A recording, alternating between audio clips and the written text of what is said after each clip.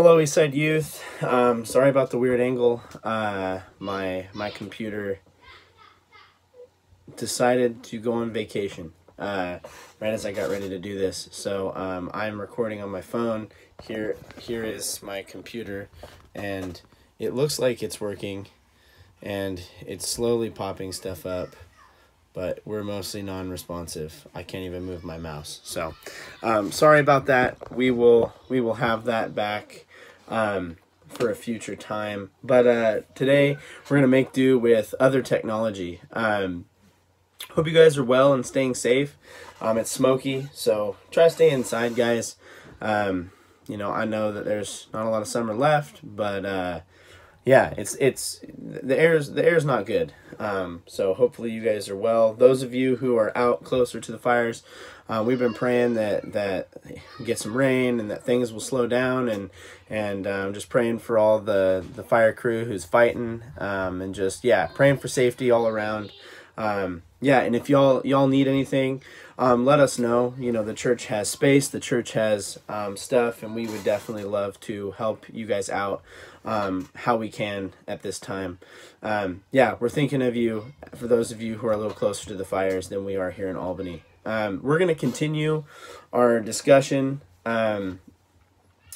this week in Galatians chapter 4. We're going to be looking at verses 21 through 31. And real quick, before we get into this, this week is a really weird, it's a really weird section. It's, you know, Paul takes an interpretive direction that I don't think was necessarily expected. And so we're going to talk a little bit about that. But yeah, let's just hop into it, and then I'll share some stuff coming up here in a little bit. Galatians chapter 4, it says, "Tell me, you who desire to be under the law, do you not listen to the law? For it was written that Abraham had two sons, one by a slave woman and one by a free woman. The son of the slave was born according to the flesh, while the son of the free woman was born through promise. Now this may be interpreted allegorically. These women are two covenants. One is from Mount Sinai, bearing children for slavery. She is Hagar. Now Hagar is Mount Sinai in Arabia." We're going to stop there. I know we're like partial of the way through verse 25. So Paul introduces, he's talking to the Galatians. He's talking about, he's talking to these Gentile Christians, but also to these Jewish Christians who have imposed the law on these Gentile Christians. And he takes a little spin move here. He says, okay, you want to be under the law. If you want to be under the law, then you need to listen to it. You need to follow it, and you need to understand what's going on in it. And he talks about how Abraham had two sons. Abraham probably had more, but the two sons that he wants to deal with, one was the son of Hagar. So when God had appeared to Sarah and Abraham, and Sarah was like, well, I'm not going to have any kids. So she gave Abraham her concubine, or her servant, to become Abraham's concubine, Hagar, and he had a son by Hagar. And you know, in that story, you know, it's interesting because in the story in Genesis, you know, they're cast out, and God goes out and he cares for Hagar and her son, and provides for them, but also communicates, like, your son will not be the one of promise. But God does not just like completely drive them out. So I should note that, because that's what makes Paul's interpretation interesting here. But he says the son of the slave was born according to the flesh, while the son of the free woman was born through promise. And then he says in 24, this may be interpreted allegorically. These women are two covenants. Personally, me reading Genesis, I don't arrive at that conclusion, but okay, Paul, what do you got for us here? He says, one is from Mount Sinai, bearing children for slavery. She is Hagar. And then he talks about Hagar, and in 25, this is the crux of what Paul's getting at. He says, now Hagar is Mount Sinai in Arabia. She corresponds to the present Jerusalem, for she is in slavery with her children. Now, remember, he is talking to a group of Jewish Christians, and some of them seem to still want to put on the appearance or act in such a way that would suggest that they still care about their allegiance to the Jerusalem of the day. And he says, okay, if you want to do that, if you want to stick to the law, then you are stuck under this system of slavery that he equates to the woman of Hagar in Genesis.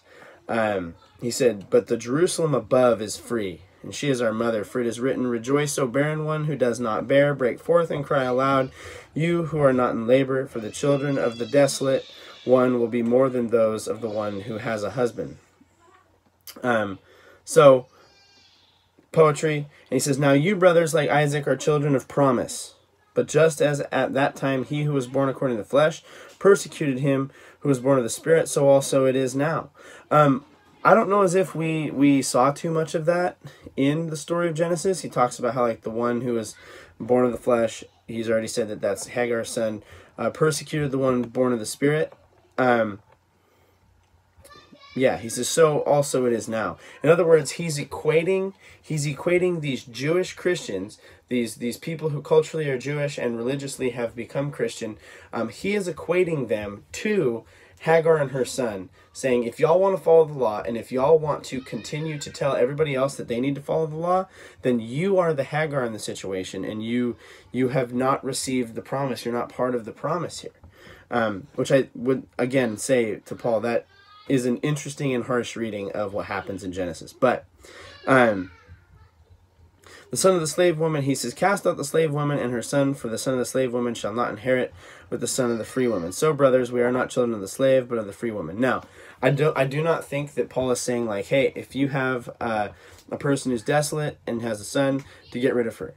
Much of the Old Testament and even Paul's words to care for those who do not have as much, to provide for the needs of others, would suggest that he is going back to that idea of allegory and saying that, again, the slave woman is this idea that we've got to keep the law and that we've got to be part of this old system. And so he says, cast that out. Get rid of it. Because if we are not children of that, then we're children of the promise. Remember, in the previous sections, he's been talking about being children, being heirs of this promise. And so he has used an interesting scripture from Genesis to highlight this idea in a different way. So again, he's just communicating to the Galatian Christians, listen, Jewish or not Jewish, if you want to be a part of the family of God, you do that by faith in Jesus Christ. You don't do it by doing anything in specifically yourself, other than putting your faith in Jesus. Now, he says, if you want to go back to the law, if you want to be a part of the law in that whole situation, he kind of goes, be my guest, but understand that that is not the community of promise. That is not going to be